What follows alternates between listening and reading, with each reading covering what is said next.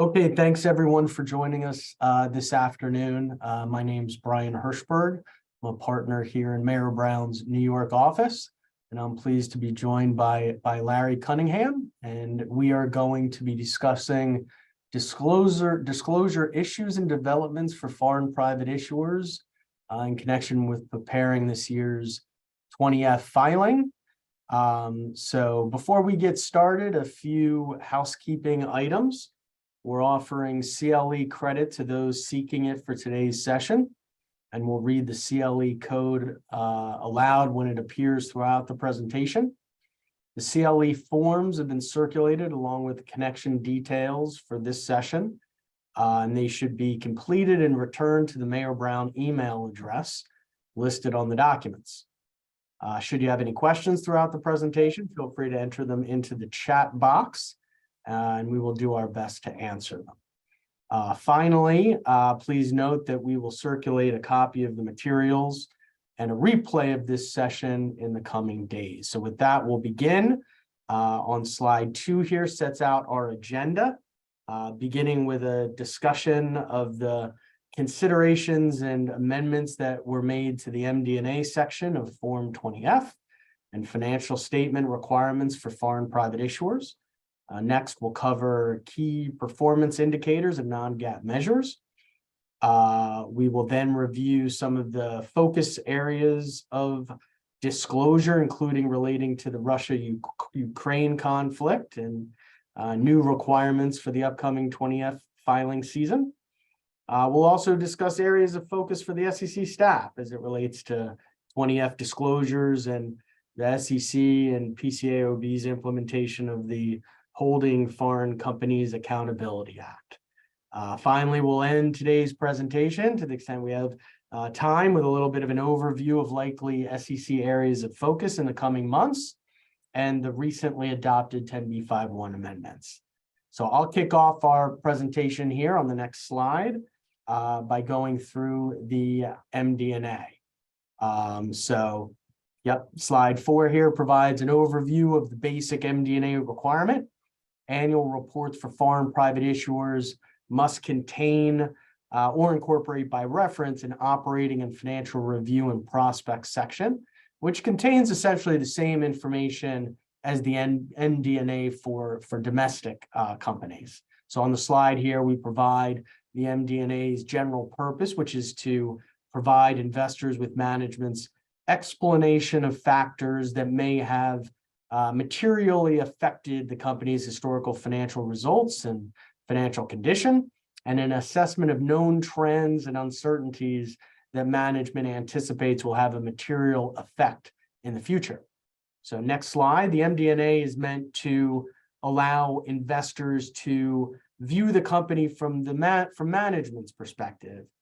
It'll identify and discuss key metrics and other statistical data that management uses to evaluate the business performance and financial health, or that management simply believes will enhance an investor's understanding of its financial condition, cash flows, results, and the like. The analysis should cover separate segments, if applicable, so different product lines, different geographic regions of the company should be presented separately. The MD&A covers operating results by describing the significant factors materially affecting the company's income. So are there new services, new products, change in prices? What has had a material impact during the year? Foreign currency fluctuations. How has the impact of inflation over the last 12 months impacted the performance? Government policies, those type narratives should be included when describing the compare of operating results over periods. A discussion of liquidity and capital resources ought to be included to cover the company's ability to generate and obtain adequate amounts of cash to meet its requirements. So here, think over the next 12 months, and a separate discussion for beyond that for the company's long-term liquidity needs. But perhaps most importantly, the MD&A needs to include trend information. So the company must have identified known trends, uncertainties, or events that reasonably would likely have a material effect on its sales, revenues, liquidity, and the like. All of those are indicative. Next slide. So with that general framework, what changed here? What are the amendments that were made to the MD&A? As background, these amendments were adopted by the SEC at the end of 2020 with an idea of modernizing and simplifying, getting rid of duplicative disclosure in the financial disclosure section. The amendments were designed with an aim of providing investors with more company-specific, tailored disclosure that would enable them to see the company through management's eyes. So resulting disclosure would hopefully be enhanced by improving its readability, discouraging repetition, and eliminating information that just wasn't material. So more principles-based, less prescriptive. The SEC adopted these amendments as part of parallel amendments done to Form 20F. So before we get into the detail in the subsequent slides, it's also worth noting, as mentioned, these were adopted at the end of the last administration. They were adopted in a split 3-2 vote, fairly partisan vote. And since then, obviously, the administration has changed and is focusing on different areas. So there very well will be changes in the near future that move us in a different direction. So, important to understand a little bit of that background there. So next slide. So the changes to the results of operations section. First, companies are required to disclose known events that are reasonably likely to cause a material change in the relationship between costs and revenues. The change uses a disclosure threshold of reasonably likely, which is consistent with the SEC's guidance on forward-looking statements. So if the company knows of events that are reasonably likely to cause, as opposed to will cause a material change in that relationship, such as known or reasonably likely future increases in costs of labor, price increases, inventory adjustments, then disclosure of that reasonably likely change in that relationship is required. The reasonably likely threshold inherently requires a thoughtful analysis that applies an objective assessment of the likelihood that an event will occur, balanced with a materiality analysis regarding the need for the disclosure about that event. So known trends that are not remote or where management cannot make an assessment as to the likelihood that they'll come about, that they'll come to fruition, that will be reasonably likely to have that material effect, those ought to be disclosed. Management should be making this determination with the goal of having investors understand the material consequences and uncertainties that the company faces. So on the bottom of the slide here, company notes here, companies are required to disclose the reasons underlying those material changes. Also, as part of the changes to the results section, the SEC eliminated the prior disclosure with respect to the impact of inflation and changing prices. Nonetheless, given the inflation that we've seen, obviously, over the last 12 months, and the likely material impact that has had, it is very likely that notwithstanding that change there, the principles-based disclosure would require disclosure for such events because they're, again, reasonably likely to have a material impact. Next slide. The SEC eliminated the separately captioned section that covered off-balance sheet arrangements. This was replaced with a requirement to describe commitments arising from arrangements with unconsolidated entities that have, or again, reasonably likely are to have a material impact on the company's financial condition. So as a result, companies still need to consider off-balance sheet arrangements and disclose them, even though that prescriptive requirement has now been removed. Next slide. Companies that don't prepare financial statements in accordance with IASB IFRS must provide information about accounting estimates or assumptions that are uncertain and reasonably likely to have a material impact on operating performance. The discussion needs to include qualitative and quantitative information necessary for a reader to understand the uncertainty and the impact that the critical accounting estimate has had, or again, is reasonably likely to have, to the extent that that's materially known and reasonably available. Next slide. So moving now from MD&A to financial statement considerations. US domestic companies are required to file their financial statements with the SEC in accordance with US GAAP. The financial statements of foreign private issuers, however, can be prepared using US GAAP or International Financial Reporting Standards, or IFRS, or home country generally accepted accounting principles, so local GAAP. In the case of foreign private issuers that use the English language version of IFRS as issued by the International Accounting Standards Board, or IASB IFRS, no reconciliation to US GAAP is needed. By contrast, if local GAAP, that home country GAAP, or non-IASB IFRS is used, then a reconciliation footnote will have to be included in the financial statements to the 20F. Audited financial statements need to be accompanied by an audit report covering each of the audited periods that are presented. The SEC will generally not accept any disclaimers of an opinion of an audit report or any qualifications. The audit report must state that the audit has been conducted in accordance with PCAOB standards. In addition, the accounting firm that prepares or issues that audit report or plays any real substantial role needs to be registered with the PCAOB.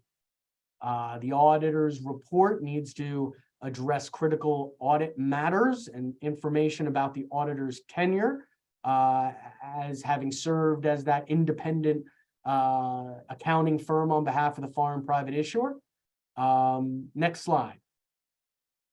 So here real quickly, I'll cover the 305 financial statement changes. As background, in 2020, the SEC adopted amendments to financial statement disclosures with respect to business combinations and dispositions required by 305.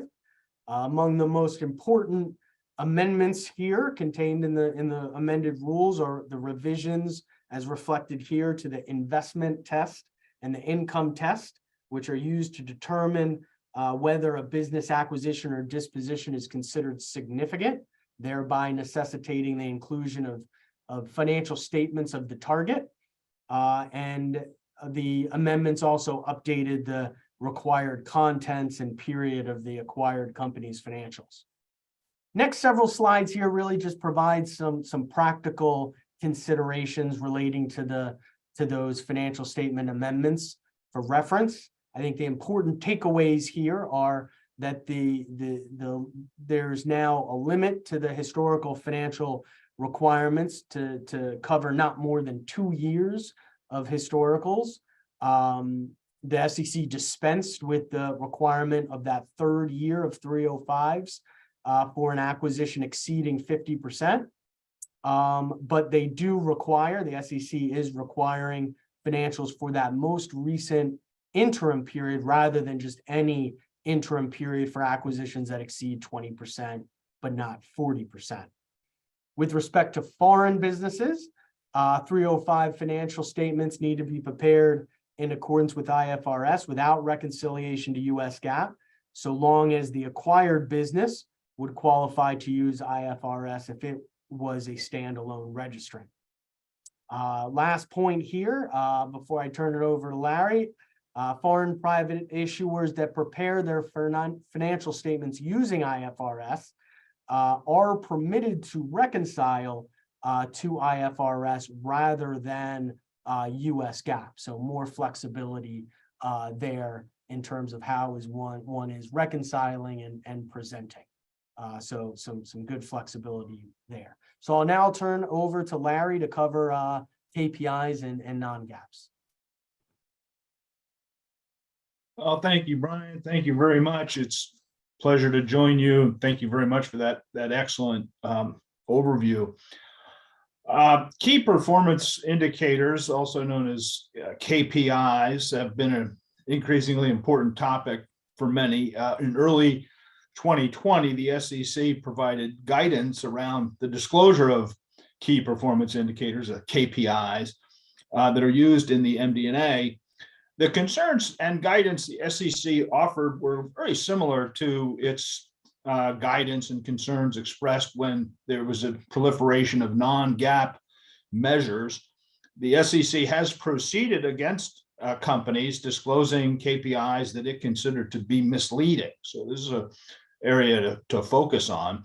Item 303A of Regulation SK requires a discussion of information necessary to an understanding of a company's financial condition, changes in financial condition, and results of operations, with an instruction requiring discussing, quote, statistical data that a company believes will enhance a reader's understanding of those matters. When providing KPIs in these discussions, the SEC guidance stresses the need to include information necessary to make the presentation of the metric of the KPI in context, not misleading. What does that mean? The next slide illustrates some of the specifics that the SEC expects to accompany the disclosure surrounding the use of a KPI metric. First, it wants to see a clear definition of the metric and how it is calculated. It wants to see reasons why the metric provides useful information to investors and a discussion of how management uses the metric in managing the business or overseeing performance. If management changes a KPI metric from period to period, the SEC encourages considering explaining differences in the metric, how it was used in the past, how it is calculated at present, and the reasons for the change, as well as the effects of the change and other differences that would be relevant to an understanding of the company's performance or prospects. Depending on the significance of the change, it may be necessary to recast prior metrics to conform to the current presentation to enable comparison. So key performance indicators can be a useful component of an MD&A, but bear in mind the importance of being clear and forthright in the accompanying disclosure. The next slide identifies a ongoing challenge of disclosing and discussing the effect of the problems and issues arising from the COVID pandemic. The SEC has issued many comments on accounting and disclosures relating to COVID.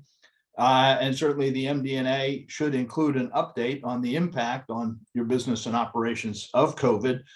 But the SEC is very cautious here to emphasize avoiding boilerplate and general and abstract discussions. They really want to see the specific facts and circumstances that a particular company is grappling with tailored to that company's specific situations. Also be careful to limit any adjustments to results that are clearly related to the pandemic. Next slide will remind us that during the COVID period, especially in the early months or years, many companies began to adjust their traditional accounting metrics, their GAAP metrics, let's say, to offer non-GAAP measures. And you'll appreciate that non-GAAP measures are some GAAP measure then adjusted by excluding or including items that are precluded or permitted by GAAP. The SEC issued guidance in 2020 expressing great concern over a lot of registrants who were being a little creative in that area. If you are presenting non-GAAP type of measures and as a result of COVID, be careful to explain why management thinks those non-GAAP measures are useful or helps investors understand the effects of COVID on the company's results of operations or financial position. Turning to risk factors and the slide after that, one important point to appreciate is the risk factor sections of many filings have become quite lengthy. So the SEC now insists that a very long risk factor section, more than 15 pages, also needs to be accompanied by a summary section, 1 or 2 pages in length. Be sure to think about the company's risks in relation to supply chain, inflation, or recession. Those should all be included in upcoming annual reports, as Brian has suggested. There's a heightened focus on climate change. We'll come back to this topic a little later. And so that's an area where you'll want to consider expanding the related risk factors. Similarly with cybersecurity and data privacy, again, we'll take a deeper dive on that later, but it's a pervasive and significant risk for many companies these days. So consider including that as a risk factor in that section of your reports. Obviously, COVID has been with us. It's abating in large measure, but there still may be some enduring risks. So consider updating your COVID disclosures. Next slide highlights the continuing challenges, and the one after that of the Russian invasion of Ukraine and the war that continues to rage there. Many non-US issuers will probably have some material risks related to that. Please disclose those. The SEC has offered a sample comment letter providing some guidance on this topic. This potential problem or issue for companies would probably belong in the risk factors, this section, and maybe in the MD&A, the business discussion, and perhaps for some companies in the financial footnotes. And you may also consider updating your disclosure controls and procedures to address the related effects. And next slide, please.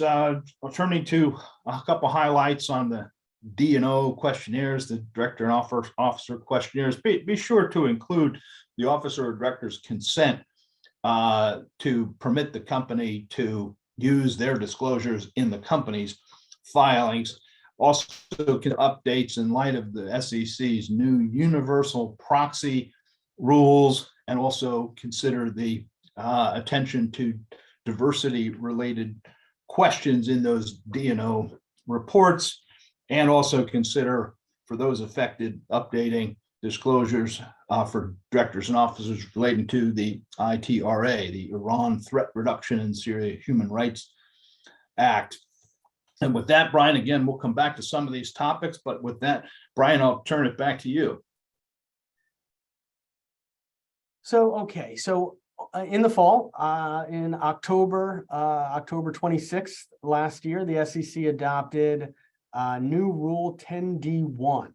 What this does is it directs the exchanges, so the New York Stock Exchange and NASDAQ, to establish listing standards that prohibit the listing of any security that does not adopt and implement a written policy requiring the clawback or the return of certain investment-based executive compensation to the issuer. So recovery or under a clawback policy must be the amount of incentive comp that is shown to have been paid in error. So this is based on an accounting restatement that is necessary to correct a material error of a financial reporting requirement. So Rule 10D1 will allow the recovery policy to apply to any accounting restatement to correct not only an error in previously issued financial statements that is material to those that were issued. This is what's called as a big R restatement, but also an error that would result in a material misstatement if the error were corrected in the current period or left uncorrected in the current period. So this is what's called as a little r restatement. So the expansion of that as part of the adoption was very, very important and should be noted. So if a current or former executive officer receives erroneously awarded incentive-based comp within the 3 fiscal years preceding the determination date that a restatement is required, so whenever that's determined, The company, the issuer, the listed company needs to recover the excess incentive-based comp on a no-fault basis. Next slide. So with very few exceptions, the clawback listing standards apply to all listed companies, including foreign private issuers, as noted on the slide there.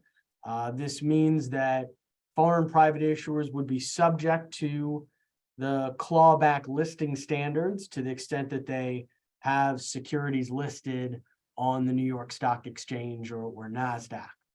Rule 10d-1 does not grant exchanges, the New York Stock Exchange or NASDAQ, the discretion to exempt any categories of companies from the listing standards. So this is a mandatory thing. Next slide. Rule 10d-1 is adopted, applies to any individual who served as an executive officer of the listed company at any time during the performance period for that incentive-based comp.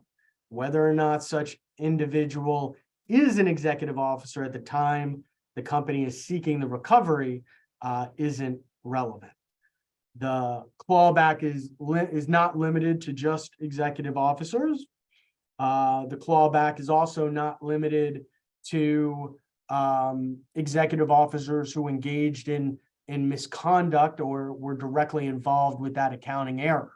So if you are an executive officer named in the 20F, you're going to be covered here. If you are the company's president or principal financial officer, principal accounting officer, obviously you're going to be named in the 20F, but it goes beyond that to cover any person, any individual that has a policy-making function for the issuer. Those people will also be included in this. And again, it doesn't matter if they had a role indirectly or directly in whatever the accounting error was.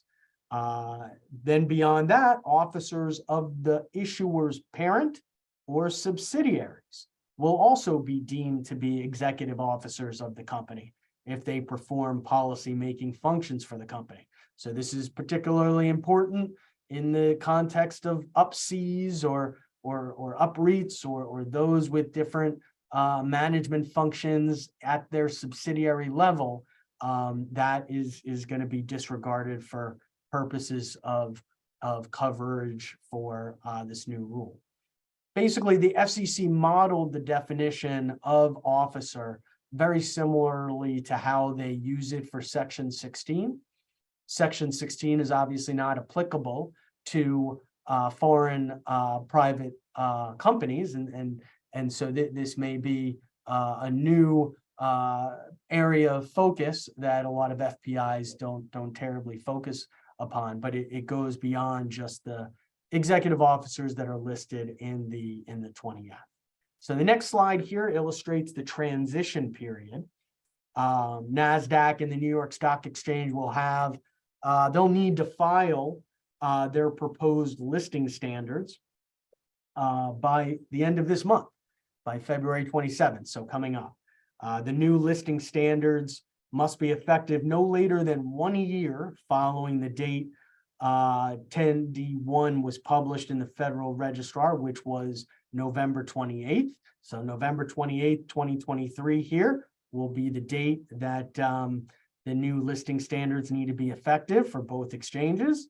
Once the clawback listing standards do become effective, each listed company will be required to adopt a compliant clawback policy within 60 days of that. So the clawback requirement applies to erroneously awarded comp received on or after the effective date of the applicable listing standard. Listing companies would have to include the new clawback policy as part of its disclosures in its proxy statement or in its information statement, what have you, that's made available to its shareholders. So that's the ongoing situation with the new clawback policy that one should keep an eye out for the implementation during the course of this year. Next slide. So board diversity and disclosure of specific details of board diversity continues to be an important proxy season topic. In August of 2021, the SEC approved NASDAQ's board diversity rule. This requires NASDAQ listed companies to have or to explain why they do not have at least 2 diverse directors, including at least 1 director who self-identifies as female, regardless of gender designation at birth, and at least 1 director who self-identifies as either an underrepresented minority as defined by the NASDAQ rule or a member of the LGBTQ+ community. NASDAQ has provided a transition period for its diversity objective that varies based upon the listing tier for that particular company and the board size. But initially, NASDAQ companies will be required to have at least 1 diverse director by August 7th of this year, or explain why they do not. So that's the first big deadline there. In addition, NASDAQ already requires board diversity matrix disclosure, so identifying disclosure of self-identified characteristics there, either in the company's proxy statement or on the company's website. Moving to the next slide here, next topic here before I turn it over back over to Larry. So there's a new requirement this year for the upcoming proxy season regarding those glossy annual reports. So many companies have historically used a glossy annual report as part of their proxy materials. Typically, it contains photographs and a more reader-friendly description of the company's business. In June, though, of last year, the SEC amended Rule 14A3 to make it mandatory for glossy annual reports to be submitted to the SEC. So this requirement is in addition to the EDGAR filing of the annual report, or that 20F itself. The compliance date for mandatory filing began already last month. So this is now effective, and the filing of the glossy needs to capture all the graphics and styles of presentation and prominence, etc., text, placement, color, that are in the actual glossy itself. It shouldn't be reformatted or resized or otherwise redesigned for purposes of the EDGAR submission. Currently, the only EDGAR format for filing is PDF, so do make sure to take the time to make sure that the glossy can be transferred into that PDF format. Foreign private issuers will need to furnish their glossy annual reports on Form SK, and they'll obviously do that via EDGAR. The glossy needs to be filed no later than the date it is first used or the date it's first given to the foreign private issuers security holders. But it will not be deemed as solicitation material, which is helpful. But this is now in effect for this upcoming proxy season, so do make sure to take the time to have that ready to be submitted. So with that, I'll hand it back over to Larry to cover some SEC areas to focus on. Thank you again, Brian. Stay on that slide for 1 second. I just want to emphasize that in this section, the next few minutes, go ahead, the next one right there, that the topics we want to focus on in this section are from the SEC staff's perspective, what we expect them to be spending most of or much of their time on. The topics in this section we've covered a little bit before, and I'm going to dive deeper into some of them, but just from the staff's perspective, we want to pause over these. And the next one for me, Hanson. These are, we think, the topics that are on top of mind for the SEC staff. And of those, I'd say climate change and cybersecurity are the most intense and pervasive. So we'll take a little deeper dive on them. And then for Chinese companies, we'll have some special perspectives on those as well. So Hanson, the next slide. We covered this a bit earlier, but on COVID, in the beginning of the pandemic, there was a tendency when there was enormous uncertainty for disclosure to be fairly general and often generic.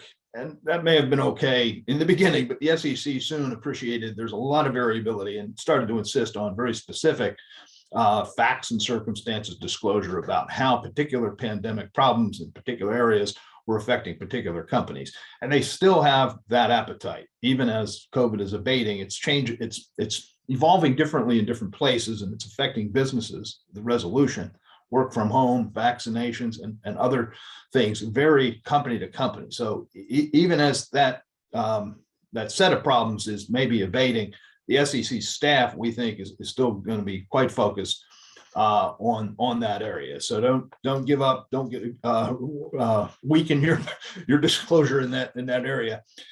Next on climate change, Hanson, this is obviously been ongoing for quite some time, and it's intensifying. The staff is on high focus on this. You'll probably be familiar, the experienced listeners, with the 2010 SEC climate guidance. Still relevant, still important, still the relevant binding law at the moment, but that's changing. So stay abreast of the 2010 guidance, but be alert for some changes we'll talk about in a minute. Next slide. These two elements, developments within the SEC, just underscore that these two topics, climate change and cyber security risk, are very top of mind. They have the SEC has organized resources around these topics. The climate task force with the climate ESG task force, which is going to probably encompass topics around human capital, but certainly it's on climate, and so they've got a high level focus on climate related disclosure. On cyber, the SEC has formed a cyber unit, a special division within the enforcement team that's also going to be high alert for disclosure around risks, mitigation strategies associated with cybersecurity. So these particularly intense topics worth bringing top of mind. Next is and we just give an example here of what is probably happening. So sort of similar to COVID, that what might have passed for satisfactory disclosure a year or two or three ago is probably no longer going to work. In early days of problems like COVID, even climate, and perhaps cyber, more general disclosure may have carried the day, but the SEC is increasingly insisting upon facts and circumstances, contextualized disclosure in all these areas. So it's worth thinking about that trend, that development within the staff. And the next one on next slide on again, just reinforcing, I hate to beat the drum too hard here, but reinforcing that there are extensive commission documents and productions on both these topics, climate change and cybersecurity. So I'm going to dive in a little deeper on them in a moment, but this is the atmosphere within the SEC staff this year. And next slide. For our friends in China, China-based companies, that there's a special and distinct set of challenges that you're facing with ongoing reporting obligations. And we want to drill down now on that topic a little further in terms of the auditing of Chinese-based auditing firms. Hanson, you can turn. And so the background here, this is about how our SEC and our auditing overseer, the Public Company Accounting Oversight Board, have been trying to inspect Chinese-based auditing firms. And there's a long backstory here that I'll try to speed up, but it was in late 2020 when the US Congress passed a statute called the Holding Foreign Companies Accountable Act, the FCAA, which prohibits foreign issuers from listing their securities in the US market if the foreign company's home authorities prohibit our PCAOB from inspecting the issuer's outside auditing firm. This statute was targeted at US listed Chinese companies, and it puts them in a difficult position because it can be difficult or even impossible to comply with both this US requirement and Chinese law, which has historically restricted or prohibited outside foreign entities like the PCAOB from inspecting China-based auditing firms.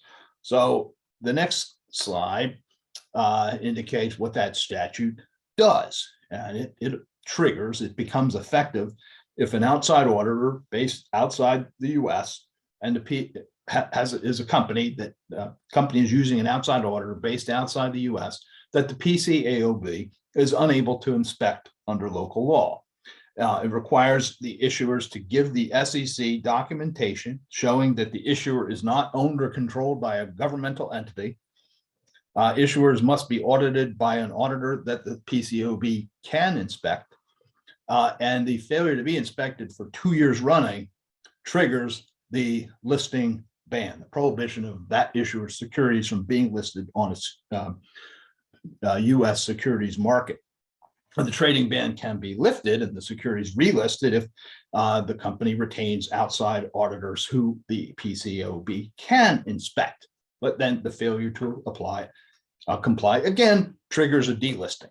So it's a pretty intense statute, and directed the SEC to issue disclosure. We can hit the next slide. Disclosure rules.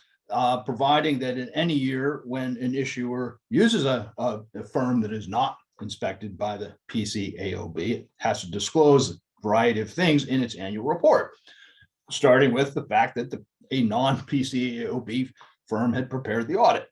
And then it has to give a lot of details about that company and its relationship to the government, including the percentage of shares of the issuer owned by governmental entities, whether governmental entities in the foreign jurisdiction of the accounting firm have a controlling interest in the issuer, the names of each or any Chinese Communist Party official who is on the issuer's board, and whether the underlying constitutive documents of the issuer contain any charter of the Chinese Communist Party, including the text of that charter. So it's pretty high velocity statute and related disclosures that stimulated the SEC and the PCAOB to engage with the Chinese authorities, in particular the Ministry of Finance.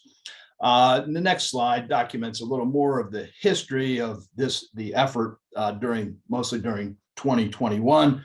The SEC adopted rules pursuant to that statute, elaborating the disclosure requirements. Later in that year, the PCAOB adopted a framework that will enable it to make determinations about which issuers are within the statute, which are complying. And at the end of 2021, the SEC finalized those rules. And on the strength of that, the PCAOB then identified the bunch of the issuers who were not complying, and they were almost entirely those that were based in China as well as Hong Kong. So the authorities worked throughout 2022 to try to come to a way forward on this. In August 2022, the PCAOB and the MOF, the Chinese Ministry of Finance, came to an agreement on a framework that would satisfy them both. That Chinese authorities could live with, and the PCAOB thought that would enable it to be comfortable. They worked throughout the fall on this, and finally at year end, mid-December, PCAOB announced that it's satisfied with the framework. It believes that it has full access or sufficient access anyway to Chinese-based auditing firms to inspect them, and so to enable most issuers to proceed without being caught up in this HCFAA. So in the end, it seems like the authorities have enabled foreign issuers, Chinese-based issuers, to proceed. A couple of cautionary notes, though. Even as of just a few weeks ago, the PCAOB has said that there are still some issuers that it's having some difficulty whose auditors it's still having some difficulty inspecting, even over the framework. So even under the framework. So there's still some difficulty, even though we've got this agreement to go forward. And of course, the efficacy of the PCAOB and MOF framework and the agreement hinges upon continued good relations between the two respective governments. And there is obviously some flux in that relationship. So I think the risks have been significantly reduced, but I think remain on the horizon. So next slide, Hanson. Ideally, this framework will survive, and the PCAOB will get the access it needs to inspect those Chinese-based auditing firms, and our issuers won't have trouble. But if problems arise, what can a company do? Well, the options are to go private. If they're delisted in the United States, you might just go private, or delist voluntarily without being delisted, and or obtaining a listing elsewhere, perhaps in Hong Kong. So stay tuned on those weighty matters for our Chinese-based companies. Moving forward, Hanson, just to we've completed our discussion of what the SEC staff is focused on. I would now zoom out and look more broadly about what the SEC commissioners, the people who actually set the regulations, are doing, and what we might expect going forward. And it's the two big areas are climate disclosure and cyber, and human capital may be coming next. But on, let's see, this is the history of climate disclosure at the SEC. It sort of resembles what Brian talked earlier about how in the previous administration, the appetite was for principles-based regulation, which are general requirements to explain company-specific matters. The current administration has a stronger appetite for rules-based disclosure, which tend to be more prescriptive and detailed and apply across the board. The existing rules in these areas are from the previous era. There tend to be principles-based requirements to describe a company's environmental context, energy transition strategies, if any, risks and opportunities, all tailored by and for the company, and all are made pursuant to the 2010 climate change guidance. Next slide.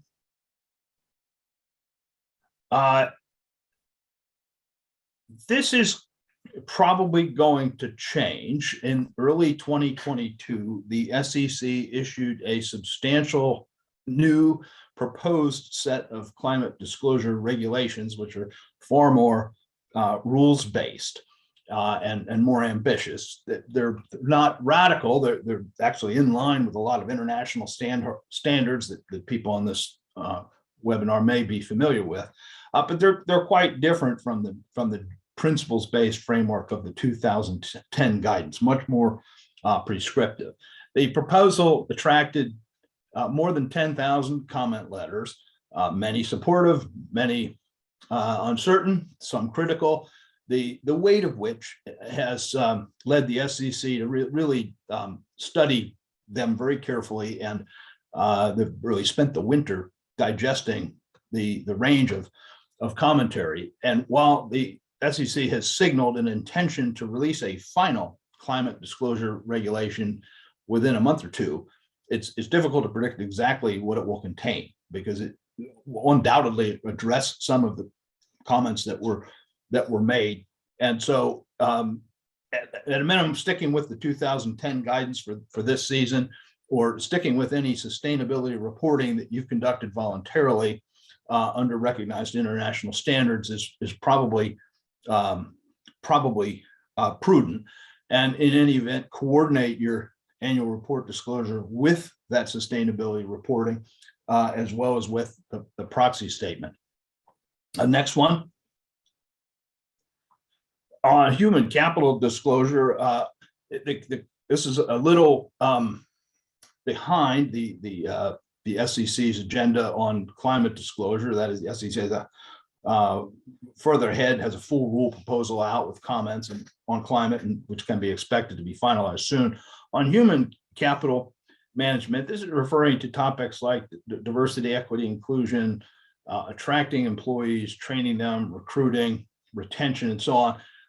The SEC just in 2020 adopted a line item in Regulation SK, requiring, but a very principles-oriented set of disclosures, and companies have provided disclosures that vary, I think, fairly widely, although there are some common themes around the topics that I just mentioned. We expect, and the SEC has signaled an intention to make this a priority during 2023. We expect they're working now on a more comprehensive, probably a rules-based approach to human capital disclosure. We can't know when that will come. Certainly won't be applicable for your current annual reporting, but it's likely to come. So it's worth looking out for. Next slide. One very notable feature about both the SEC's climate disclosure proposal and its pending cybersecurity proposal is about corporate governance. Traditionally, an area the SEC doesn't get deeply involved in, but in these areas, and I would expect the same would follow in any human capital proposal. The SEC will require, or proposes to require, that companies make considerable disclosures about their corporate governance related to these topics, in particular to require companies to describe how the board's responsibility in these areas is delineated, which members of the board, if any, have expertise in the area, whether climate or cybersecurity, how the board processes related information on those topics, how often directors discuss these topics at board meetings or in between board meetings, and how these topics relate to other corporate affairs, including risk management, financial oversight, and strategic direction. So again, these are not currently required, but they're proposed in both the climate proposal and the cyber proposal. And so something that we'll certainly be keeping our eye on, and you might want to look out for as well. And that's it from the perspective of the big picture, at least as we see it from the commissioner's perspective. With that, I'll turn it back to Brian. Thanks, Larry. So we did receive a question on the CLE affirmation form.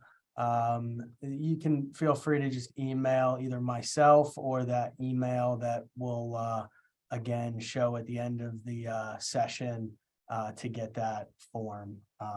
We'll make that available. So late last year, on December 14th, the SEC unanimously adopted amendments to Rule 10b5-1 under the Exchange Act. And I do emphasize unanimously. Many of the rules that Larry and I have talked about, either adopted or still proposed, have been adopted or proposed with split votes, partisan votes. So, it is worth noting here that these 10b5-1 amendments were in the hangar for a little while, and they were adopted unanimously. So what do? So they add new conditions to the availability of the affirmative defense to insider trading liability contained in 10b5-1. designed to address concerns about the rules abuses by insiders that are allegedly trading securities on the basis of material non-public information. The amendments also enhance public disclosure, that not just by issuers, but also of insiders that are adopting 10b5-1 trading plans. So there's more disclosure. So for background, Section 10b of the Exchange Act and 10b5 promulgated thereunder, prohibit the purchase or sale of a security on the basis of material non-public information, or MNPI, about that security or the issuer when there is a breach of a duty owed to the issuer or the shareholders of that issuer, or essentially the source of that MNPI. Is there a confidential obligation that is owed?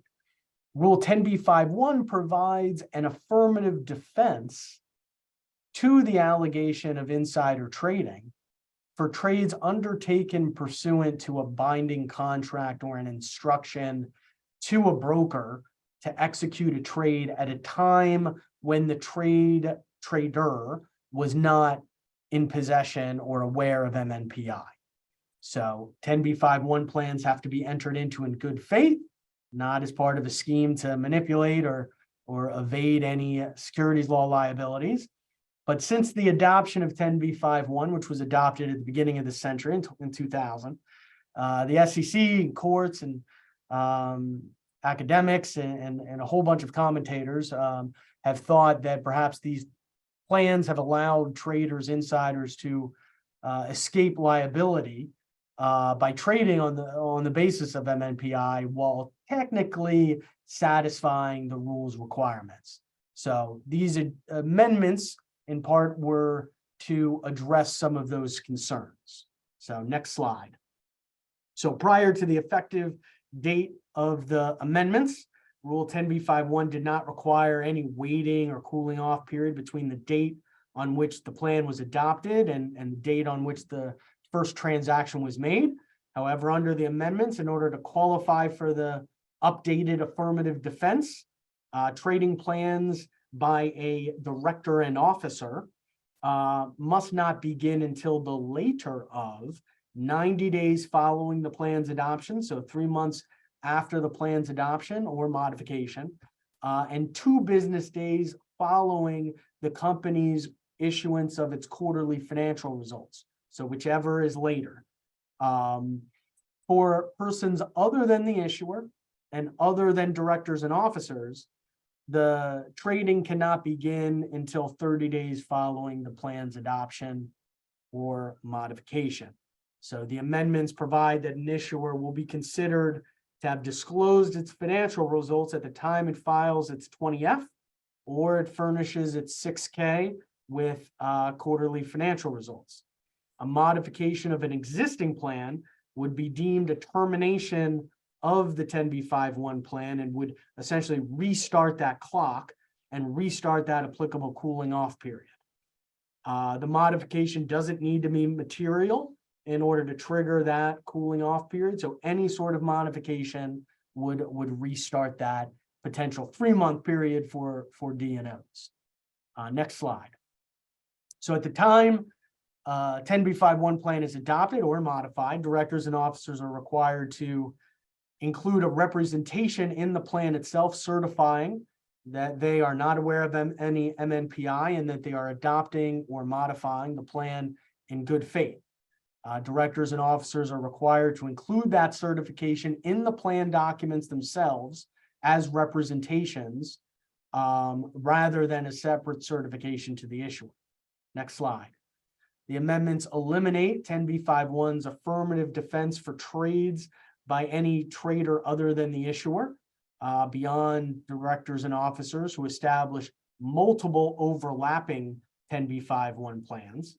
The amendments provide a few limited exceptions to multiple overlapping plans, but really, to the extent that an insider has multiple brokers the amendments treat the series of contracts as formally distinct from each other with those different brokers, and view them as a single plan, and ask the question whether that single plan satisfies the applicable conditions of 10b5-1 within themselves, as opposed to looking individually.